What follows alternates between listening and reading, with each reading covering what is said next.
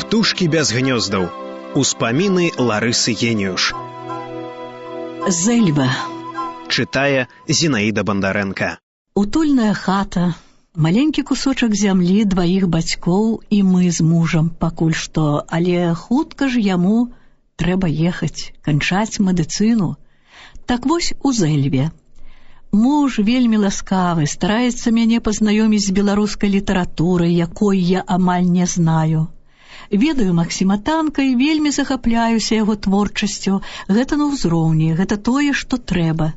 Муж мне чытае Купалу, расказвае аб сабе, як, скончыўшы расійскую гімназію ў горадні, не мог паступіць на польскі універсітэт. Гімназія не мела дзяржаўных правоў. У Ліцве, у Коўне, спыніўся ўрад БНР у 20-х гадах, які пасля запрасілі да сябе чэхі, адначасова прызначыўшы беларусам, як і іншым славянам, дзяржаўныя стыпендыі для студэнтаў. Беларусы высылалі нелегальна сваіх сыноў, пераважна абсальвентаў беларускай гімназіі, на навуку ў Прагу. Гэта было несказана хораша. Але ж як там дастацца? Вось у 22-м годзе выбраўся туды па навуку і мой муж. Трэба было неяк перабірацца нелегальна праз Літву, дарожкі тудой ужо былі беларусамі пракладзеныя. У Вільні была беларуская школьная рада, дзе працавалі Тарашкевіч і Грыневіч, якія перспектыўным студэнтам давалі посведку ад школьнай рады, якая была як пропуск у Чэхаславаччыну. Дзеячы благаслаўлялі моладзь на навуку і бралі ад кожнага забавязанне, што, атрымаўшы асвету, кожны беларус выдасць кніжку на роднай мове па спецыяльнасці і дасць за свой кошт вышэйшую асвету аднаму свайму суайчынніку. Не было інтэлігенцыі, якую належала тварыць. Падпісаў гэта і муж. На дарогу благаславіў яго Браніслаў Тарашкевіч, а старэнькі Грыневіч толькі ва ўсіх пытаўся, якія ведаюць песні народныя, каб заспявалі. У Літву трэба было перайсці 3 добра вартаваныя зоны. Яначку Тарашкевіч направіў да нейкага Канчэўскага ў Дукштах, беларускага кааператара, які па ланцужку так перасылаў людзей. З Канчэўскім яны прагаварылі ноч напралёт. Быў гэта ідэйны і вельмі разумны беларус, аднак ехаць старым шляхам было нельга. Нехта ўжо данёс пра яго, і Канчэўскі направіў Янку на вока назад, але каб ён вылез на першай станцыі і направіўся да харошага літоўскага ксяндза, да якога даў свайго ліста. Цягнік не затрымоўваўся, і Янка скочыў з яго, трапіўшы проста ў рукі паліцыі. Янка нейк выбраўся з іх рук і дабраўся да таго літоўскага ксяндза. Відавочна, нашыя літоўскія ксяндзы сабе спрыялі, і той ксёндз паслаў мужа да сувязнога літоўца. Той сувязны правёў дажджлівай ноччу, сагнуўшыся ля пагранічнай вартоўні маладога беларуса на яго далейшы шлях. Яны расцалаваліся, абняліся. «Раблю вам гэта як брату», — сказаў літовец, які рабіў гэта для беларусаў дарма. Так дастаўся муж за граніцу і сеў на цягнік у Каўнас. У цягніку правяралі пашпарты, і посведкі не хапіла. Ніякія посведкі тут значэння не мелі. Мужа забралі ў паліцыю, але туды заявіліся прадстаўнікі БНР Васіль Захарка і Дмітрыеў, якія хутка давялі літоўцам, што гэта не шпіён, і забралі Янку з сабою. Там муж сустрэўся з Гілярыем Дварчанінам, які таксама прайшоў падобны шлях. Ім далі вельмі прыгожыя беларускія пашпарты, але на іх не давалі візы. Тады далі ім нейкія літоўскія люйдымас, і на іх толькі далі візы ў Чэхаславаччыну. Ластоўскі даў ім з сабой крыху грошай, і так яны паехалі на Берлін, ледзь пераехаўшы польскі карыдор, дзе палякі прычапіліся да іх, жадаючы транзітнай візы. Яны абяцалі паказаць ім візу, едучы назад, і так праз Берлін у жаданую чэшскую Прагу. Мяшок на вяровачцы праз плечы, у рагох 2 бульбіны, каб вяроўка не коўзала, даўгія боты, кашуля хатняя. У такім выглядзе трапіў мой муж у Еўропу. Так прыйшлі туды і іншыя з нашай зямлі, каб магчы вучыцца. Многа іх памерла, расказваў мне некалі адзін сябра. Прычынай было цяжкае задымленае паветра Прагі, слабыя стыпендыі, у выніку чаго сухоты, а другою прычынаю іх гібелі была любоў да свайго народу і вера ў тых, каму верыць было нельга. Вярталіся на ўсход, где будаваўся беларускі дом, як ім казалі, і там вельмі хутка знаходзілі толькі магілу сабе. Вельмі хораша было з боку чэхаў даць нам хоць гэтыя магчымасці, і я гэта запамятавала назаўсёды. А хлопцы спяшаліся ў Прагу. Не былі гэта Францішка з Карыны, але верылася, што след іх жыцця і навукі не міне бясследна для дарагой нашай і пакутнай айчыны.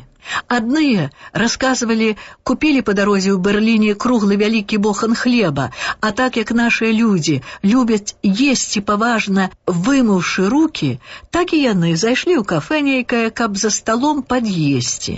Парэзалі хлеб на скібы і лупянулі ўвесь бохан адразу. Немцы, гледзячы на такое, вырачылі вочы, здаецца, пайшлі аб залог. Ці з'елі б яны яшчэ нешта? Ты паслалі ім ад сябе вялікае блюда нямецкіх сэндвічаў. Хлопцы весела лупянулі і іх. Немцы іх падзіўлялі. Так ехалі нашыя ў вялікі свет. Шмат пазней давялося мне чуць ад чэхаў, што беларусы ў Празе былі самымі чэснымі і працавітымі людзьмі. На іх не было ніколі ніякіх скаргаў урадам.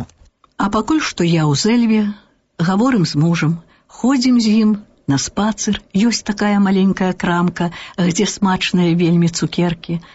Свае скупыя грошы аддае мой Яначка на цукеркі жонцы, купіў мне вельмі хорошы матэрыял на шляфрочак і так раскідае бедныя тыя злотыя, зусім не думаючы аб заўтрашнім дні. Вярнулася я з вялікім чамаданам, напакаваным вяндлінаю і рознымі дабротамі ад мамы. Муж прыслаў мне крыху цікавых журналаў і мілых лістоў. Пачыналі зелянець нашыя сцежкі. Фігура моя выразна псавалася, і нос пакрыўся дробным рабаціннем. Мае сукенкі рабіліся малымі на мяне, і таму я апраналася пагана. Ніхто аб гэтым зусім не падумаў, а грошай у мяне не было ні капейкі. Але ці гэта так важна? Важна было тое, што ў Зэльве пачаліся вялікія арышты. На 1 мая ў школах, здаецца, у Коннай, дзеці замалявалі сажай партрэты Пілсудскага і напісалі на дошках, што хочуць беларускай школы. Недзе зноў раскрылі камуністычныя ячэйкі. Днём бралі дарослых, а ранішкай вялі пастушкоў непаслушных, пакуль людзі яшчэ не паўставалі. Кажуць, што ўсіх моцна білі. Калі аднаго з іх выклікалі на чарговы допыт, ён папрасіў ножыка, каб крыху пад'есці з перадачы, якую яму прынеслі. Ён схапіў ножык, які падаў яму канваір, і на вачох сябе ім зарэзаў, устраміўшы яго ў горла. Сканаў хутка. І ўсе моцна аб гэтым загаварылі. Казалі, што абураліся нават палякі падчас ускрыцця, бо ўсё цела ў гэтага хлопца было падбіванае ад касцей. Мяне гэта вельмі моцна ўсхвалявала. Было так крыўдна за свой народ. Я напісала мужу ліста, где відавочна крычала кожная літара, і панесла яго на пошту. Сустрэў мяне там адзін паляк, якога дзед быў яшчэ ў паўстанні, нейкі пан Іжлоўскі, і сказаў, што будуць хаваць забітага сяння. Ці не хачу я на яго паглядзець? Сяння, прайшоўшы ўсе турмы, я разумею, што гэта была правакацыя. Тады яшчэ мне ўсё здавалася праўдай. Я пайшла з ім. У Зэльве, где цяпер парк, тады быў чатырохкутнік крамаў, адзін будынак і дзверы кругом. Там пад тымі дзвярыма стаялі людзі, іх разганяла паліцыя, баяліся дэманстрацыі. У склепе паліцыі тае дэфензывы на тапчане ляжаў забіты. быў невялікага росту, васпаваты, у новым тканым гарнітуры. Вокал сядзелі жанчыны, збялелыя нейкія ад гора, сплаканыя. Хвіліна, і я на каленях. Малюся горача, як ніколі. Устаю і кажу, у мяне будзе сын. І я так яго выхаваю, што ён разам са мною будзе змагацца супраць акупантаў, каб нашыя людзі не рэзалі сябе ад чужога здзеку. Мне здаецца, што гэта гаварыла не я. Гэта, напэўна, ўжо быў час хоць на словы, калі яшчэ не на чыны. Гэта ўсім, хто асмеліўся няволіць, мучыць наш пакутны народ, так сказаць яму вочы, быў ужо найвышэйшы час. Там была паліцыя, і мой пачын на цвярозы розум быў амаль неверагодны. Мяне пачалі страшна байкатаваць. Мяне проста ахрысцілі камуністкай, якой я не была з роду. Я проста не магла ніколі, а цяпер асабліва зносіць здзеку над маім народам. Я ж чакала дзіця, і яно будзе неадродным сынам нашага народу, і трэба, каб доля іх, нашых беларускіх дзяцей, была чалавечай. Не толькі ў чужой харошай літаратуры, але сапраўды ў нас мусіе быць воля, гуманізм і асвета народнай мове, і свая дзяржава, нарэшце, без крывавых апекуноў. Найгорай я зрабіла бедным мужавым бацькам. Яны так дрыжэлі за лёс свайго адзінага сына, які адзінока упарта ішоў супраць чужой цемры, упэўнены ў тым, што і мы нарэшце станем людзьмі, як пісаў наш Купала. Тату цягалі. Ён, кажуць, адкупіўся нейк і выгарадзіў мяне, ссылаючыся на маю цяжарнасць. Мяне крыху папракалі, але не надта. Можна было гэта вытрымаць, магло быць горай. Бацькі Яначкі былі добрымі людзьмі. Нарэшце прыехаў на канікулы муж. Ён не пазнаў мяне такую непрыгожую. Бацькі яму расказалі мае падзеі, і ён шчыра зазлаваў на гэта. Нельга мне было гэтак рабіць. Яшчэ не час, тым болей цяжарнай. Я доўга плакала, не хацела паясняць нікому, што гэта сталася нейк паміма мае волі. Я толькі адчувала, што запратэстую цяпер супраць такога ўсюды, где б яно ні тварылася супраць нас. Мужава мама ад'ехала хутка ў Латвію да свае сястры, а я засталася гаспадарыць на нашай сялібе. Была карова, нават 2, парася, куры і ўсё, што ў гаспадарцы. Муж часта памагаў мне насіць зелле парасяці з гароду і наогул стараўся быць заўсёды разам. Я вельмі цаніла гэта. Толькі ў нас было поўнае безграшоўе. Паехаў муж да маіх бацькоў, але што нам мог даць наш тата? Збожжа ўжо не было аж да новага ўраджаю, а кароў жа нельга папрадаваць вясною. Муж задумаўся, ён пастанавіў аддаць вэксалі ў пратэст. Проста ён, здаецца, думаў, што нішто тут доўга ўжо не ўтрымаецца. Бацькі мае ніяк не гадзіліся на тое, каб мой кусочак зямлі прадаць. Гэта зусім не ў псіхіцы сялян. Яны ўсімі спосабамі толькі дакупляюць зямлю. Да гэтага чакаецца ж яшчэ дзіця. На тое, каб падаць вэксалі ў пратэст, патрэбны быў і мой подпіс. Галоўнае, гэта мой. Я ведала са свае сумныя практыкі ў дома, што значыць усё гэта. Гэта каморнікі, ліцытацыі, дзівосныя аплаты за ўсё і слёзы маіх бацькоў. Не, сказала я, такога я не зраблю ніколі. Лепш разыдуся з табою, мой муж. Я казала гэта зусім паважна. Муж мой не гадаваў. Яго мама таксама. У мужа былі ў Чэхах даўгі, і трэба было тэрмінова іх заплаціць. Я лічыла вінаватымі сваіх бацькоў. Урэшце зямля ж мая, але зрабіць ім прыкрасць было не ў маіх сілах, і ніхто мяне да гэтага не смеў змусіць. Нарэшце паклікаў мяне да сябе ў пакой мужаў тата. Я пайшла да яго, як на суд. І што ж, Ларыса, не падпішаш вэксалёў супраць свайго бацька?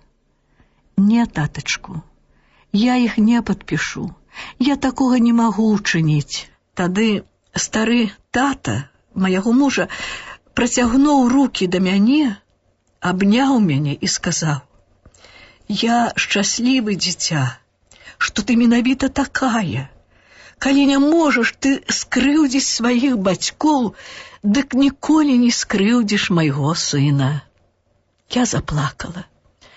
А хорошы стары Пётр Станіславович Геніюш прадаў сваю другую кароўку і заплаціў сына ў доўг.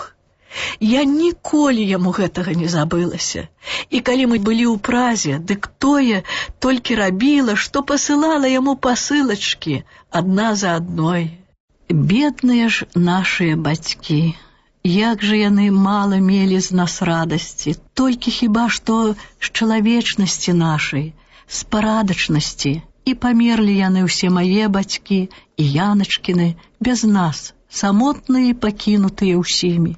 І гэта ёсць частка долі нашага народу, яго пакуты, пакуты дзяцей яго, якія нікому ніколі не прадаліся і не выракліся народу свайго і таго, што яму, як усім іншым народам на свеце, належыць. Каб крыху зарабіць, я ўзяла на кватэру нейкіх людзей. Так рабіла мужава мама, бо ў Зэльве не было ніякай гасцініцы. Гэта былі купцы-яўрэі і польскія інжынеры. Яны дастаўлялі ў Англію лес з нашай Белавежы. Інжынеры яго прымалі. Купцы былі мільянеры. Залежала ім, каб добра дагледзець інжынераў, каб тыя добра прынялі лес. На мне была вялікая адказнасць, але пасля першага абеду усе супакоіліся, ведалі, што ўсё будзе як трэба. Гатаваць я ўмела, я навучылася гэта ў дома. У нас заўсёды было многа гасцей. Бацькі вельмі любілі пагуляць з гасцямі ў брыдж ці ў прэферанс. Бывала позна ў ноч, сядзяць за той нейкай прэферансавай пулькай, і гэта цікава ім. Гэта была іх адзіная разрыўка ў нас на сяле. У такія вечары мама даручала мне прыгатаванне вячэры. Часам я прышыкоўвала і хорошыя святочныя абеды, так я навучылася прымаць гасцей. Я сваіх кватэрантаў частавала як сваіх гасцей. Інжынер Маліцкі, паважаны высокі паляк, мучыўся ад мазалёў на нагах, але калі я ішла з вёдрамі па ваду, ён хапаў мае вёдры, кульгаючы прыносіў ваду. Прычынай такой увагі, як мы пасля даведаліся, была пашана да нашай невясёлай долі, да мае працы. Паводле меркаванняў таго часу, крыху ўніжаючы будучую жонку лекара. Яму падабалася мая мужнасць і духовая сіла ўсё перанесці. На яго загад скупы мільянер вельмі добра мне заплаціў за маіх кватэрантаў, а інжынер Маліцкі папрасіў нас, ад'язджаючы, каб мы паклікалі яго кумам для нашага дзіцятка. Калі гэта будзе дзяўчынка, а калі хлопчык, каб ягоную жонку. Мы гэта хорошаму чалавеку абяцалі. І так было крыху грошай хоць на папяросы, неабходныя ў хаце для нас. Бліжыліся польскія выбары, где кандыдатаў назначалі з гары. Яшчэ рана вясною памёр Пілсудскі, палякі стараліся мацней трымаць свае меншасці. Ужо не гаварылася «Беларусь», а ўсходнія крэсы, а народнасць проста пісалі «тутэйшая». А ці не разумней, не лепей было б для іх і для нас быць людзьмі і дэмакратамі ў супольнай дзяржаве, але дарма тут было апеляваць да розуму. Беларусы байкатавалі выбары, не пайшлі на іх і мы. Збліжаўся час ехаць мужу ў Прагу. Я паехала да бацькоў прасіць грошай. Цяжка было бацькам. Іх абманулі вельмі воўпскія купцы, забраўшы на словы жыта і не аддаўшы вэксэлёў назад. Гэта было нешта нечалавечае, і толькі людзі часам не хочуць зразумець свае віны, толькі свае, калі іх доля сурова карае. Трэба было сеяць, але малацілі, адсылалі збожжа ўрось, і так далі мне аж 1000 злотаў. На той час было многа. Можна было ехаць у Прагу, але якое было нашае здзіўленне, калі мужу не дазволілі выехаць з Польшчы. Тут нам прыпомнілі і тое, што не пайшлі мы на выбары. Засталося толькі пару экзаменаў, і вось усё рушыцца. Мы дагаварыліся з мужам, што будзем жыць так, каб нікому не даваць узятак і розных барышоў, што было шырока распаўсюджана ў Польшчы. Будзем змагацца за справядлівасць усюды. Усё цяпер гэта было смешным. Трэба было ратавацца любым спосабам. Муж пайшоў да зэльвінскай дзеячкі пані Хаенскай, жонкі мясцовага лекара. Яна ледзь выслухала яго і сказала, што беларусу не абавязкова быць лекарам, што ёсць у бацькі 6 гектараў і трэба гараць іх, і болей ніякай гутаркі. Ад такой нагласці стала мужу страшна. Дык вось, чаго яны жадаюць для нас, чым не папярэднікі Гітлера. Ён пастанавіў выехаць. Нам парадзілі звярнуцца ў Ваўкавыск да старосты. Паехалі мы разам, я ўжо ў апошніх месяцах цяжарнасці. Вялікая зала, на старосту чакае многа людзей, нарэшце ён уваходзіць. Я сяджу, стаяць, мне цяжкавата, і вось ляціць да мяне, як ашалелы паліцыянт, груба тармосіць за плечы і крычыць: «Устаць! Боже мой, і гэта ёсць людзі!» Муж белы як палатно. І што можа ён, бяссільны супраць гэтага хамства? Гутару з ім сама. Я спакойная. Не, нельга мужу маяму ехаць вучыцца, а гэта з взгляду на добро панства, з увагі на добро дзяржавы. Цікава. Нам шкодзіць многа і тое, што чэхі добра да мужа адносяцца. У гэты час пануе страшная нянавісць між гэтымі двума народамі, і яны ўзаемна сябе зневажаюць, і гэта адбіваецца на нашым лёсе, і так таюць нашыя грошы. І я зноў еду да маіх бацькоў.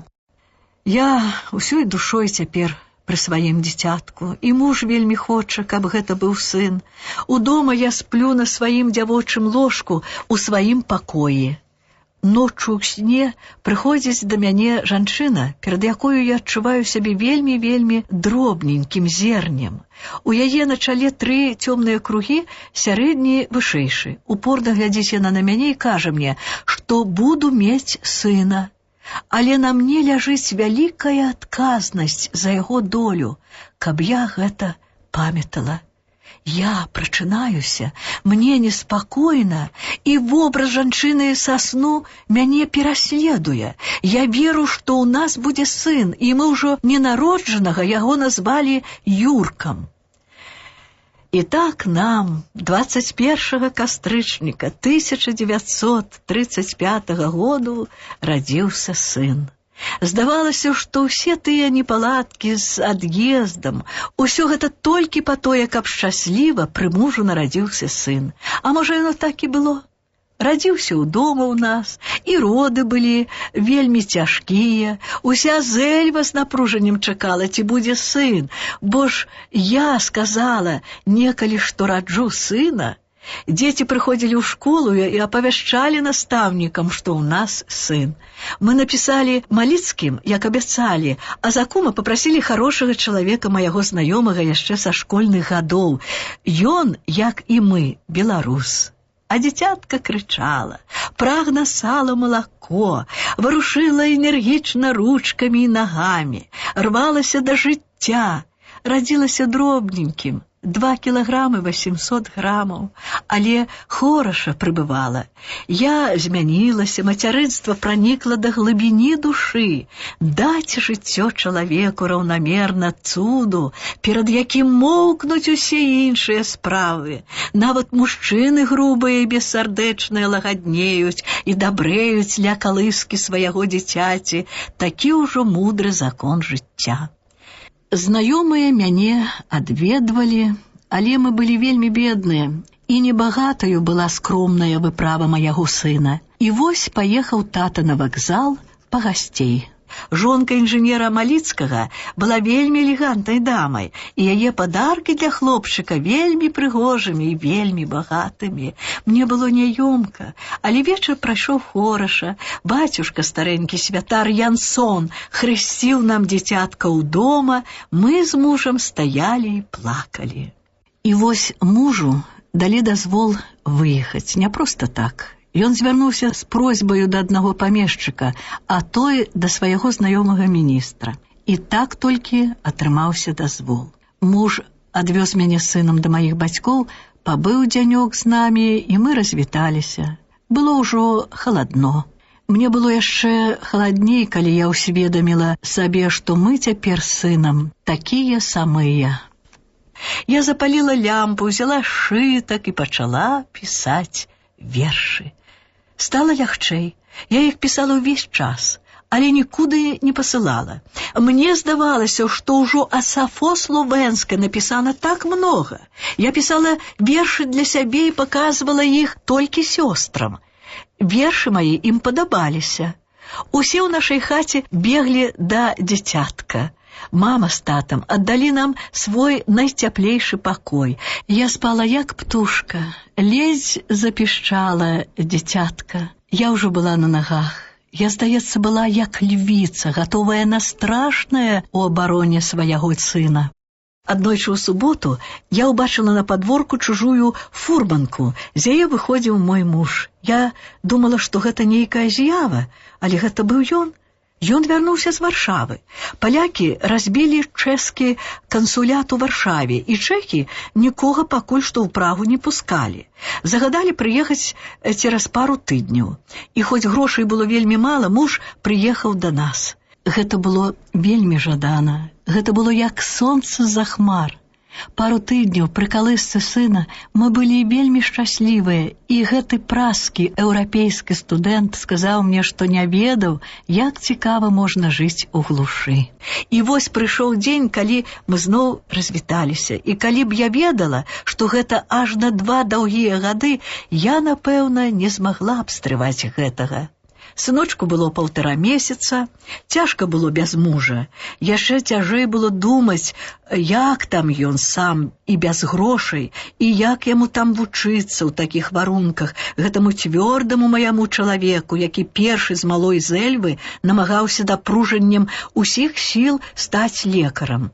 Лекарам-беларусам з малой хаты сялянскай, з убогай лапінкі бацькавай зямлі, і ён дапяў свае мэты, хоць і галадаў, і працаваў на дарогах, на будоўлях, где толькі змог. Ён стаў такі лекарам, і гэта было як шчасце. А сыночак рос. Быў гэта цудоўны, заўсёды чысцюткі хлопчык, каханы ўсёй нашай сям'ёй.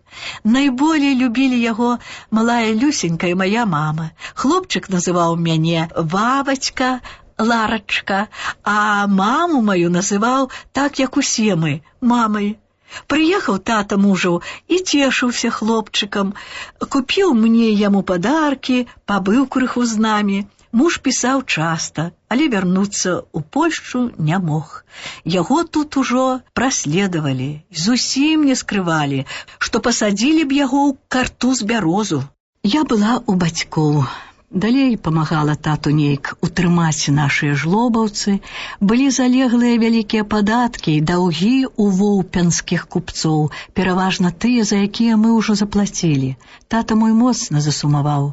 Было б доўга апісваць усё маё змаганне, напады сэквестратараў на нас і на сяло побач, як валаклі каровы, цялушкі, палотны, дываны і лён, як білі ботамі цяжарную жанчыну, аж скінула дзіцятку на 5-м месяцы, як раскрадалі дзявочыя скрыні, што маці наткалі ім за жыццё на пасах. Ніхто не караў за крыўды, якія чынілі нашаму народу.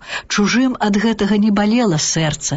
Гэта ж былі не людзі толькі, вось такія, якія сянне яшчэ бяскарна праследуюць і душаць астаткі жыцця маяго і робяць з намі, што хочуць. Нават ліст ад сына ідзе да нас 2 разы так доўга, як ходзіць звычайна, альбо гэтых лістоў нам не аддаюць на агул. Здаецца часам, што жывем мы не сярод людзей.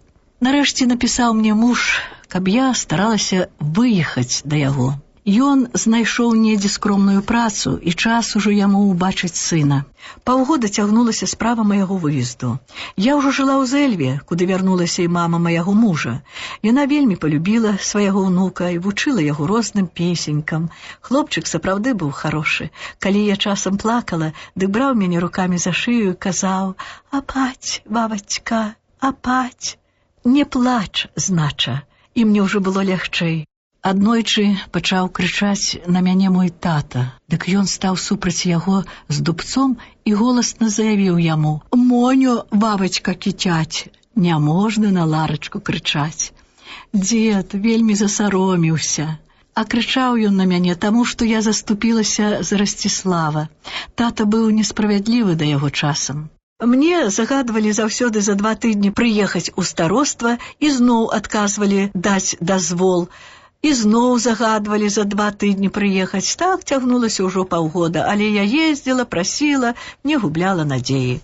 Бацькі па-ранейшаму гаспадарылі, выкручваліся з даўгоў. Часам выклікалі мяне, калі было трудна. Гэта былі апошнія часы майго прыбывання на бацькаўшчыне. Быў канец 37-го года. З палёў цягнула халодным ветрам, і сонца нейка заходзіла болей крывава. Вечарамі, начамі луналі пажары частыя, як на бяду. Яшчэ раз выклікалі тату адносна выпіскі беларускіх газетаў, прыгразілі штрафам, напрыклад, за сабак, і непрыемнасцямі, а тата ўжо прывык да іх. Яны пашыралі веды аб Беларусі, закраналі нашу гісторыю, ля іх групаваліся нашыя лепшыя літаратары, уздымалі яны разумна, абгрунтавана, не лозунгамі, а нязбітымі довадамі на права нашай самастойнасці, незалежнасці, наш народ. Я крыху пісала вершаў сваіх, па-ранейшаму нікуды не пасылала, часам мужу.